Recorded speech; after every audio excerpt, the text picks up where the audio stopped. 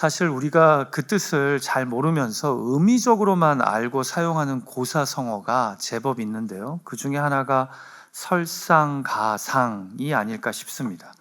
딱 들을 때 무슨 의미인지는 알겠는데 정확하게 어떤 뜻을 갖고 있는지는 잘 모르죠. 이 설상가상은 눈설자에 위상자, 그리고 더할 가자에 설이 상자로 만들어진 한자어인데요. 풀이하자면 눈 내린 곳 위에 서리가 덮인다는 뜻으로 난처한 일이나 불행한 일이 잇따라 일어나는 것을 의미합니다. 영어식 표현에는 한자의 설상가상과 비슷한 의미의 표현이 있는데요. 바로 When it rains, it pours. 직역하자면 비가 오면 억수로 쏟아진다는 말로써 안 좋은 일이 한번 일어나면 연달아 무지막지하게 계속 일어난다는 뜻입니다. 여러분, 인생을 살아온 사람들의 지혜를 담은 고사성어나 관용어에 이런 말들이 있다는 것은요, 실제 우리네 삶에 이런 일들이 일어나기 때문입니다. 안 좋은 일이 한번 일어나고 그냥 끝나면 좋은데 살다 보면 안 좋은 일들이 연달아 일어나는 경우가 있다는 겁니까? 없다는 겁니까? 있다는 거예요. 이럴 때 우리가 뭐라고 하죠? 인생이 꼬인다고 하죠. 뭘 해도 안 되는 겁니다. 큰아이가 그렇게나 원하던 대학이 있었는데 어느 날 이메일이 옵니다. 그런데 입학이 안 되었다는 내용입니다. 그 소식을 듣고 마음이 꿀꿀한데 갑자기 친구들하고 밖에서 운동하던 막내 아들한테서 연락이 옵니다. 운동하다가 심하게 부딪혀서 지금 친구 어머니 차 타고 이머전시 룸에 가고 있다는 겁니다. 정신없이 병원 응급실로 가는데 남편한테서 전화가 옵니다. 오늘 회사에서 레이오프가 됐다라는 겁니다. 자, 예를 드는 거예요. 그런데 충분히 일어날 수 있는 예입니다. 이럴 때 우리가 뭐라고 한다고요? 일이 꼬인다. 설상가상, when it rains, it pours 라고 말하는 겁니다. 살다 보면 이런 일이 하루 동안에 연달아 일어날 수도 있고요. 아니면 몇 달 동안 1, 2년 사이에 하는 일마다 일이 안 풀릴 수 있습니다. 가게를 구하는 일, 이사하는 일, 아이들 학교에 들어가는 일, 여하튼 하는 일마다 안 됩니다. 처음에는 그냥 그럴 수도 있지 하죠. 그런데 연달아 하는 일들이 꼬이잖아요. 그럼 우리도 모르게 한숨을 푹 쉬면서 이런 말이 나옵니다. 하나님, 나 여기 있어요. 제가 뭘 그리 잘못했나요? 왜 하는 일마다 안 되는 거죠? 내 삶이 왠지 모르게 헛된 수고로만 채워진다고 느낄 때, 하는 일마다 안 되고 실패할 때, 내 삶이 꼬일 대로 꼬인다고 느낄 때 우리는 하나님과 영적 숨바꼭질을 시작합니다. 어디 계시냐고요? 도대체 못 찾겠다고요. 우리는 오늘 본문에서 하루 종일 허탕치는 한 인물을 발견하게 됩니다. 물론 성경에 밤이 새도록 수고했다고 하니까 정확하게 이야기하자면 한 반나절 정도 헌물을 킨 거지만 일이 꼬이기는 제대로 꼬인 겁니다. 왜냐하면 어부가 바닷가에 나가서 조업을 했는데 단 한 마리도 못 잡고 허탕을 치고 돌아왔으니까요. 그날은 꼬여도 제대로 꼬인 날인 겁니다. 여러분, 어부로서 많이 못 잡은 날은 있을 수 있지만 한 마리도 못 잡는 날은 어부 인생에 일어나기 쉬운 일은 아니잖아요. 그날은 재수 없는 날, 뭘 해도 안 되는 날인 겁니다. 자, 그렇게 밤새도록 허탕을 치고 나서 피곤한 몸을 이끌고 왔는데 이제 또 뭘 해야 합니까? 다음 조업을 위해 그물을 씻어야 합니다. 망가진 부분을 보수해야 합니다. 그런데 이때 누가 나타나십니까? 예수님이 그들이 정박해서 다음 어업을 준비하는 곳에 큰 무리와 함께 나타나십니다. 그리고 전혀 예상하지 못한 라이프 체인징 익스피리언스가 일어납니다. 하나님, 나 여기 있어요. 오늘은 그 5번째 시간으로 왜 하는 일마다 안 되죠? 라는 주제로 헛된 수고의 자리에 힘없이 앉아있는 베드로를 찾아온 예수님의 이야기를 통해 영혼의 숨바꼭질을 하고 있는 우리 개개인을 향하신 주님의 음성에 귀를 기울였으면 합니다. 자, 하는 일마다 꼬이는 베드로의 삶에 찾아오신 예수님은 어떻게 그의 삶을 만지십니까? 본문의 이야기를 통해 주님은 우리에게 어떤 은혜와 도전을 주십니까? 첫 번째로 오늘 본문의 소리가 발견하게 되는 것은요, 헛된 수고의 자리가 오히려 주님이 나를 만나시는 곳이 된다라는 겁니다. 여러분, 오늘 본문이요, 누가복음에서는 예수님과 베드로가 처음 만나는 장면입니다. 어떻게 보면 예수님이 베드로를 만나 제자로 부르시는 역사적이고 감동적인 장면이 바로 오늘 본문인 겁니다. 자, 그런데 베드로가 어떤 상황에 처해 있을 때 예수님이 그를 찾아오십니까? 그리고 베드로는 어떤 상황에 처했을 때 예수님이 주님으로 믿어지며 그를 따르기로 결단한 겁니까? 바로 그가 하는 일마다 안 될 때 예수님이 그를 찾아오셔서 부르셨다는 점입니다. 같이 본문 5절 말씀을 읽어볼까요? 시작. 시몬이 대답하여 이르되 선생님, 우리들이 밤이 새도록 수고하였을 때 잡은 것이 없지만은, 여러분 아까도 말씀드렸지만 베드로는 어부였습니다. 경험도 기술도 열심도 있는 어부 말입니다.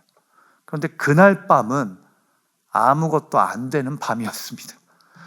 우리네 삶에도 아무것도 안 되는 때가 찾아오는 것처럼요, 그의 수고와 노력은 헛되었고 그물은 텅 비어 있었습니다.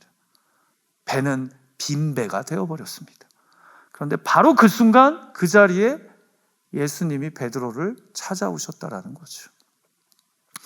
여러분은 예수님이 우연히 헛물 켜는 그 순간 그 자리에 오셨다고 보십니까? 누가복음은 그렇지 않다고 의도성이 짙은 찾아오심이었음을 우리에게 암시합니다. 사실 베드로가 주님을 만난 것 같지만 예수님이 베드로의 삶이 꼬일 때, 하는 일마다 안 되는 그 순간 찾아오신 겁니다. 보세요, 무리가 몰려와서 하나님의 말씀을 들을 때 예수님이 일부러 게네사렛 호숫가로 가십니다. 저도 성경문화 탐방 때 우리 교회 교인분들과 함께 갈릴리 호수를 가보았지만 일부 이 갈릴리 호수의 위치는요, 배 위에서 말을 하면 호숫바람을 타고 육지에 많은 사람이 듣기에 확성기처럼 좋은 곳이 있습니다. 그래서 예수님이 사람들을 호숫가에 앉히고 그런 위치로 가셔서 배 위에 올라타셔서 육지를 향해 말씀을 가르치신 겁니다. 그러면 호숫가에서 육지로 부는 바람에 따라서 수많은 사람들에게 예수님의 가르침이 잘 전달된 거죠. 그런데 이때 그 호숫가에 배가 몇 척이 있었대요? 같이 읽었어요. 딱 2척이 있었는데 그 중에 예수님이 누구의 배를 택하십니까? 성경은 예수님이 베드로의 배를 택하시사 육지에서 조금 떨어지게 한 뒤 그 위에 앉아서 무리를 가르치셨다고 말씀합니다. 이게 그냥 우연이라고요? 예수님이 그냥 그렇게 가르치시고 그 자리를 떠나셨다면 우연이라고 볼 수 있습니다. 그런데 그 만남을 통해 베드로가 예수님의 제자가 됩니다. 그렇다면 그건 우연이 아니라 예수님의 의도성 짙은 선택이셨던 겁니다. 주님이 일부러 그 호숫가를 찾아 일부러 베드로의 배를 택하신 겁니다. 베드로가 밤 내내 헛수고한 그 순간에 실패한 그 빈 배 위에 일부러 올라가신 겁니다. 그의 실패가 외면당한 결과가 아니라 주님이 그의 삶에 개입하시고 관여하시는 계기가 되었다는 거죠.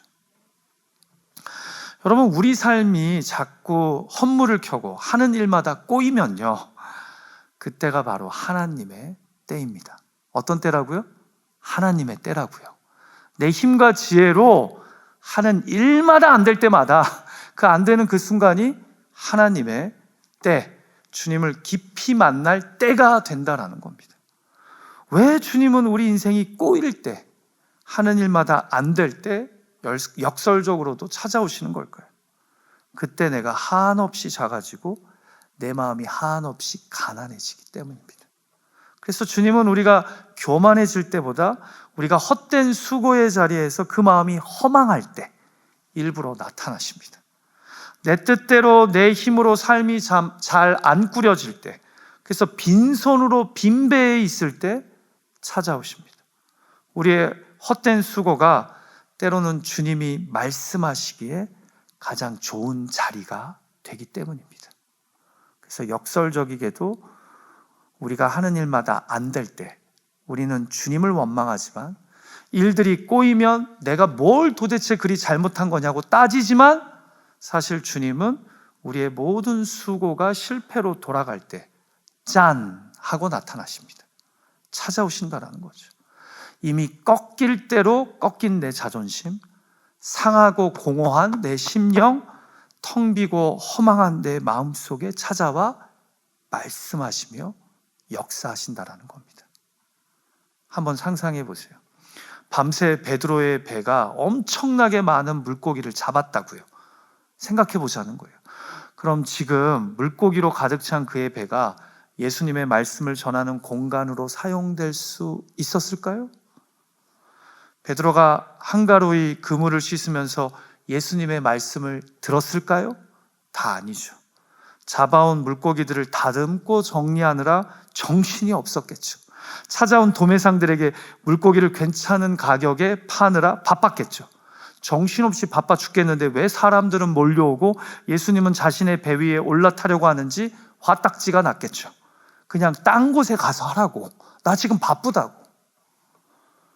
우리가 수요 기도회에서 자주 부르는 찬양 중에 주가 일하시네 라는 제목의 찬양이 있죠. 그 1절 가사가 이렇습니다. 날이 저물어 갈 때, 빈들에서 걸을 때, 그때가 하나님의 때. 내 힘으로 안 될 때, 빈손으로 걸을 때, 내가 고백해 여호와 이래. 사랑하는 기도자 여러분, 우리는 헛된 수고의 자리가, 하는 일마다 꼬이고 안 되는 자리가 하나님이 나와 함께하고 있지 않음을 보여주는 증거라고 착각합니다. 그러나 반대로 주님에게는 우리가 헛수고를 하고 있는 자리, 우리 힘으로 뭘 계획하고 추진할 때마다 잘 안 되는 그 자리가 사실은 주님이 구원자와 주인으로서 비집고 들어와 일하실 수 있는 자리가 된다고 오늘 우리에게 말씀하고 있습니다. 나의 약함과 그분의 크심을, 나의 헛됨과 주님의 신실하심을 보여주는 곳이 바로 내가 쓰러진 실패의 자리라는 거죠. 그래서 내 힘으로 안 될 때, 빈손으로 걸을 때 오히려 주님이 우리에게 찾아와 말씀하시며 역사하시는 겁니다. 혹시 가정과 일터 교회에서 하는 일마다 안 되고 일들마다 꼬일 대로 꼬이고 계십니까? 수고의 밤을 보내지만 여전히 텅 빈 마음으로 공허한 나날을 보내고 계십니까? 내 영혼의 공백을 채울 수 있는 것은 결국 예수 그리스도밖에 없는 줄 믿습니다. 헛된 수고의 자리가 오히려 주님이 나를 만나시는 곳이 될 수 있음을 기억하고 주님께로 용기 있게 나아갈 수 있는 저와 여러분 되시기를 주님의 이름으로 축복합니다. 하는 일마다 안 되는 것은 주님께 외면당한 결과가 아니라 주님의 개입을 위한 무대가 됩니다. 이것을 기억하고 날 찾아오시는 주님께 오히려 믿음으로 나아가는 이 밤이 되시기를 주님의 이름으로 축복합니다.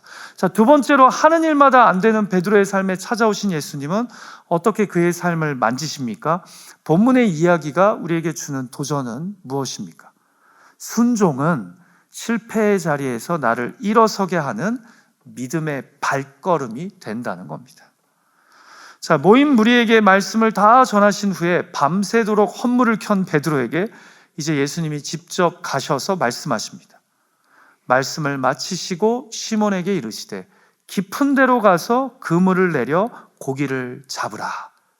이 말의 의미는요, 모인 무리들에게 가르치시는 그 말씀의 현장에 베드로도 끝까지 있었다는 거예요. 다 들었다는 거예요.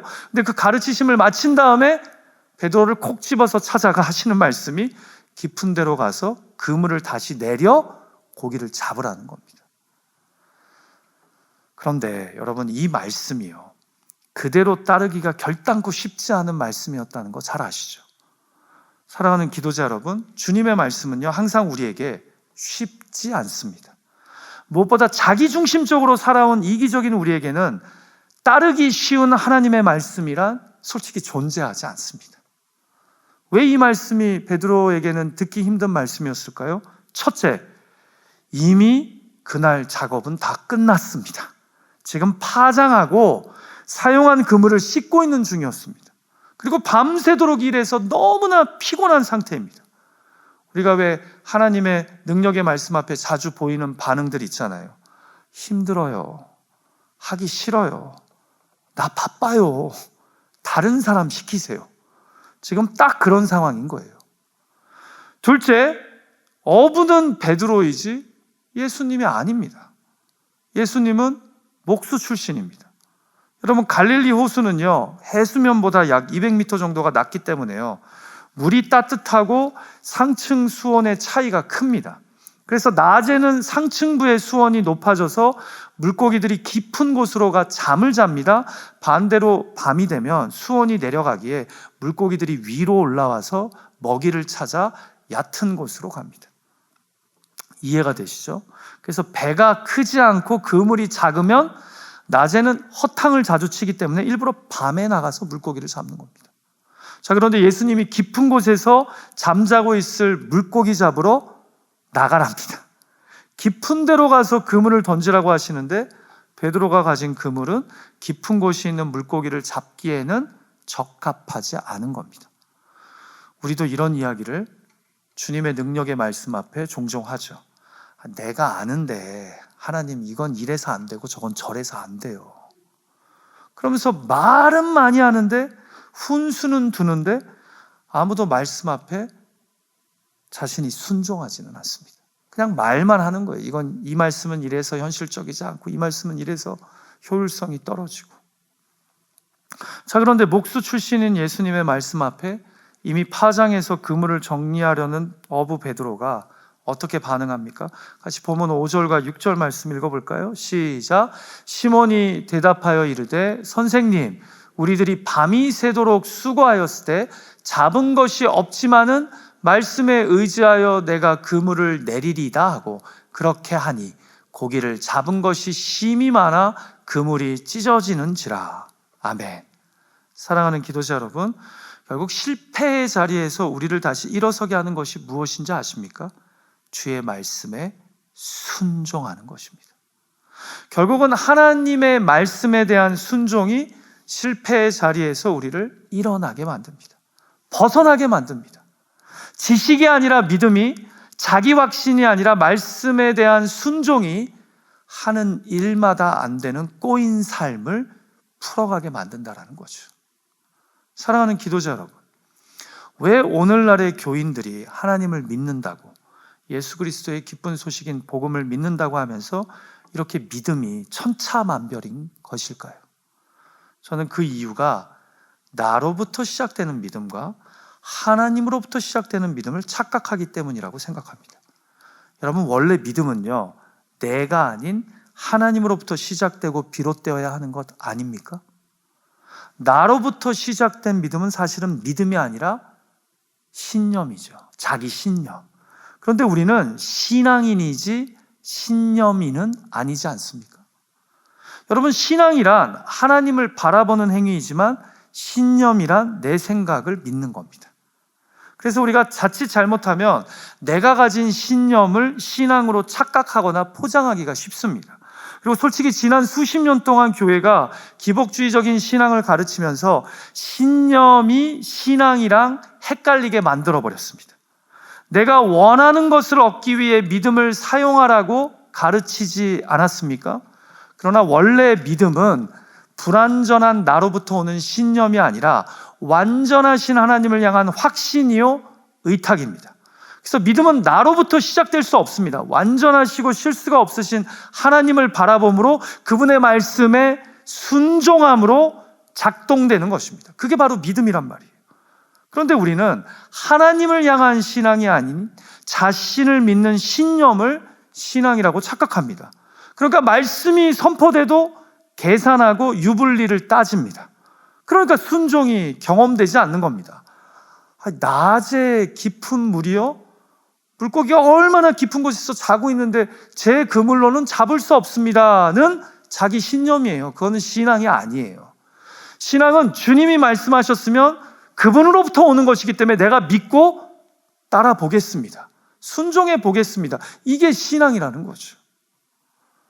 오래전에 한 선배 목사님의 설교에서 들은 기억이 나요. 제가 나눴던 기억이 나는데, 부모님이 심부름을 시키면 항상 잠깐만요, 좀 이따 할게요 하면서 습관적으로 일을 미루던 아들이요, 해병대에 입대했답니다. 그런데 첫 100일 휴가를 나왔을 때 아들이 완전히 다른 사람이 되어 있더랍니다. 그래서 아버지가 물어봤대요. 군대에서 도대체 무엇을 배운 거니? 그러자 아들이 이렇게 답하더랍니다. 지금 당장 순종하는 것을 배웠습니다. 그리고 이어서 아주 중요한 말, 잊을 수 없는 말을 하더랍니다. 순종을 미루는 것이 불순종인 것을 깨달았습니다. 마치 성경에 기록되어 있을 법한 말을 이 해병대 간 아들이 한 겁니다. 왜 내 삶이 바뀌지 않고 왜 실패의 자리에서 일어나지 못하는 걸까요? 벗어나지 못하는 걸까요? 말씀에 순종하지 않기 때문입니다. 그러나 신념이 아닌 신앙으로 말씀에 순종하는 순간 우리의 꼬인 삶을 풀어가는 주님의 놀라운 역사가 베드로와 같이 경험될 수 있는 줄 믿습니다. 부디 나를 믿는 신념이 아닌 주님을 믿는 신앙인의 삶을 살아가는, 그래서 말씀에 순종하는 저와 여러분의 복된 삶이 되기를 주님의 이름으로 축복합니다. 그게 우리가 오늘 베드로의 삶에서 발견하게 되는 은혜와 도전이라는 거예요. 자, 마지막 세 번째로 하는 일마다 꼬이는 베드로의 삶을 통해 주님이 우리에게 주시는 도전은 무엇입니까? 자, 앞에 두 대지에 비해서 이 세 번째 부분은 좀 간단하게 제가 다루고 싶어요. 주님은 안 풀리는 삶을 통해 나의 정체성과 사명을 새롭게 하신다는 겁니다. 여러분, 아까 제가 우리 삶이 안 풀릴 때, 헛된 수고의 삶이 계속될 때 오히려 주님이 우리를 찾아와 만나주신다라고 했잖아요. 그런데요, 우리 삶이 막히고 꼬이는 현장에 임하는 또 다른 은혜가요, 바로 그곳에서 만난 기사이적의 예수님으로 인해 나의 정체성과 사명이 새로워진다라는 겁니다. 그래서 우리 그리스도인의 삶에 있어 안 풀리는 삶, 꼬이는 삶은 자세히 보면 축복입니다. 축복. 다들 눈빛이 그렇게는 내가 받아들일 수 없다 하는 눈빛인데, 자, 믿음으로 고백하면서 선포했으면 좋겠어요. 꼬이는 삶이 나에게 축복이 될 수 있습니다. 시작. 꼬이는 삶이 나에게 축복이 될 수 있습니다. 그것을 우리가 오늘 베드로의 삶에서 발견하게 된다는 거예요. 우리는 꼬이면 주님이 나와 함께 하시지 않는 거라고 생각하는데, 베드로를 보니까 꼬이면 꼬일수록 주님을 깊이 만나게 되고, 오히려 그 꼬인 삶 때문에 무너지고 넘어진 삶 속에서 나의 정체성을 새롭게 발견하고 나에게 주신 하나님의 사명을 찾게 된다는 거죠. 자, 보세요. 하는 일마다 안 되는 헛된 수고가 계속되자 주님이 베드로에게 찾아오셨어요. 그리고는 가난해지고 허망해진 그의 심령에 대고 말씀하십니다. 베드로가 이에 신념이 아닌 믿음으로 순종합니다. 그물 다시 섰는데 다시 깊은 곳에 가서 물고기는 호수 맨 밑바닥에서 자고 있는데 그물을 던집니다. 그리고는 그물이 찢어질 만큼 수많은 물고기가 잡힙니다. 그 순간 베드로는 자신에게 말씀하신 분이 일개 선생, 곧 랍비가 아니라 주, 큐리어스, 주님이신 것을 깨닫게 됩니다. 그래서 예수님을 부르는 호칭이 달라져요. 5절에서는 선생이여 하던 베드로가 물고기를 많이 잡은 다음에 8절에서는 뭐라고 부릅니까? 같이 8절 말씀 읽어볼까요? 시작. 시몬 베드로가 이를 보고 예수의 무릎 아래 엎드려 이르되 주여 나를 떠나소서 나는 죄인이로소이다 하니, 자신을 실패하던 삶에서 건져주신 분이 하나님이 보내신 거룩하고 특별한 분임을 깨닫고 바로 엎드립니다. 자신이 그분 앞에, 거룩하신 그분 앞에 한없이 연약한 죄인임을 깨닫고 인정한 겁니다. 인생의 실패 가운데 말씀에 순종함으로 놀라운 기적을 체험한 순간 그는 그때서야 자신이 실로 누구인지, 그리고 예수님은 어떤 분이신지 깨닫게 된 겁니다. 고기를 많이 잡았기 때문에 지금 무릎을 꿇은 것이 아니라 말씀의 능력 앞에, 거룩하신 주님 앞에 자신이 누구인지를 깨닫게 된 겁니다. 그리고는 나는 죄인이로소이다 고백하는 베드로에게 주님이신 예수님이 뜻밖의 말씀을 하십니다. 같이 10절 말씀을 읽어볼까요? 시작. 세베대의 아들로서 시몬의 동업자인 야고보와 요한도 놀랐습니다. 예수께서 시몬에게 이르시되 무서워하지 말라. 이제 후로는 내가 사람을 취하리라 하니. 보세요. 거룩하신 주님 앞에 자신의 죄악과 연약함을 고백하는 베드로에게 예수님이 뜻밖에도 사명을 주십니다. 그래, 너 죄인 맞아. 어디 감히 나에게 가까이 오려고 해. 저리 가 하시지 않고 기사이적을 베푸신 거룩하신 주님 앞에 내가 죄인임을 고백하는데 그 베드로에게 오히려 사명을 주시면서 이제 물고기 잡는 어부가 아니라 복음 앞으로 사람을 인도하는 사람 낚는 어부가 되라고 새 사명을 주셨다라는 거죠. 나는 죄인으로소이다 고백한 베드로를 오히려 존귀하게 여기시며 새로운 사명으로 그의 정체성 또한 새롭게 하십니다. 죄인이지만 이제는 사람을 영혼을 구원하는 어부가 되라고 말씀하십니다. 여러분, 이게 딱 십자가 복음 앞에서는 우리와 똑같아요. 우리가 십자가 복음 앞에 서게 되면 내가 누구인 걸 깨닫게 돼요. 죄인이란 걸 깨닫게 돼요. 그래서 주님, 나는 너무나 더러운 죄인입니다. 주님의 거룩한 빛 앞에 선 나를 보니까 내가 얼마나 교만하고 내가 얼마나 더러운 죄인인지 깨닫게 됩니다. 근데 십자가 보혈로 우리를 덮어주시면서 이제 뭐라 그래요? 너는 나의 존귀한 자녀다. 너는 나의 아들이다, 딸이다 라고 말씀하시며 하나님 나라 백성의 삶을 이 땅에서 살아가라고 사명을 주십니다.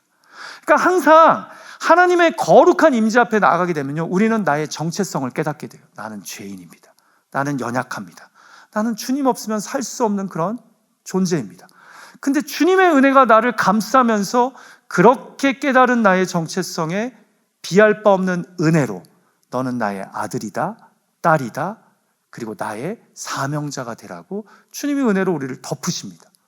그러니까 죄인이라는 정체성을 깨달음에게도 십자가 복음은 오히려 은혜로 우리에게 사명자의 삶을 살게 만드는 것. 이게 뭡니까?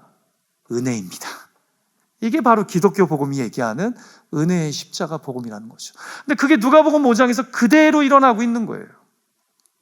사랑하는 기도자 여러분, 저는 우리가 실패하고 무너지고 깨지는 자리에서요, 주님만 제대로 만난다면 자존감이 낮아지고 인생이 허망해지고 삶의 두려움이 몰려오기보다 오히려 이 주님으로 인해 자존감이 높아지고 인생이 의미 있어지고 삶의 용기가 생기게 되는 줄 믿습니다. 그래서 하는 일이 안 풀릴 때마다 사실 하나님은 나를 깨트리시고 오히려 주님을 통해 새로운 정체성과 사명을 우리에게 주실 수 있다는 거죠. 그러니까 주님은 사실 오늘 본문에서 베드로에게 그물이 찢어질 만큼 많은 물고기를 주신 것이 아니라 새 정체성과 새 사명을 주신 겁니다. 나의 문제만을 해결해 주신 것이 아니라 사실은 누가복음 5장을 통해 베드로의 인생의 방향을 바꾸신 겁니다. 이렇게 본다면 하는 일마다 꼬이는 것이, 뭘 하는 것마다 안 되는 현장이 축복의 라이프 체인징 플레이스가 될 수 있다는 거죠. 아멘 하면 참 좋은데, 우리가 일들이 안 풀릴 때 답답하고 주님이 과연 나와 함께하고 계시는가라는 질문이 들지만, 오늘 누가복음 5장의 베드로를 보게 될 때 꼬이는 인생 속에 새로운 정체성과 사명을 부여잡는 베드로의 모습은 실로 소망이 되고 우리에게 능력이 된다는 겁니다. 꼬이고 안 풀리던 삶으로 인해 내가 참으로 주님 앞에 누구인지 깨닫고 오히려 사명자로 전환되는 은혜를 경험한 베드로. 그래서 그는 이 뒤로 모든 것을 내려놓고 주 예수 그리스도를 따르기 시작합니다. 말씀을 마칠까 합니다. 사랑하는 기도자 여러분, 잊지 맙시다. 사실 안 풀리는 삶이 우리를 새롭게 하시는 주님의 도구로 사용될 수 있습니다. 오늘 성경은 우리에게 누가복음 5장의 말씀을 통해 먼저 헛된 수고의 자리가 오히려 주님이 나를 만나시는 곳이 될 수 있음을 도전합니다. 두 번째로 말씀에 대한 순종이야말로 실패의 자리에서 나를 일어서게 하는 믿음의 발걸음이 될 수 있음을 도전하십니다. 신념자가 아니라 신앙인으로 살아가기를 원하신다는 거죠. 마지막 세 번째로 주님은 안 풀리는 나의 삶을 통해 나에게 새로운 정체성과 사명을 부여하십니다. 이것을 붙잡고 지금 우리가 씨름하고 있는 이 안 풀리는 일, 이 꼬인 문제를 가지고 주님 앞에 의탁하며 기도하는 이 저녁이 되기를 주님의 이름으로 축복합니다. 우리 이 시간 기도하죠.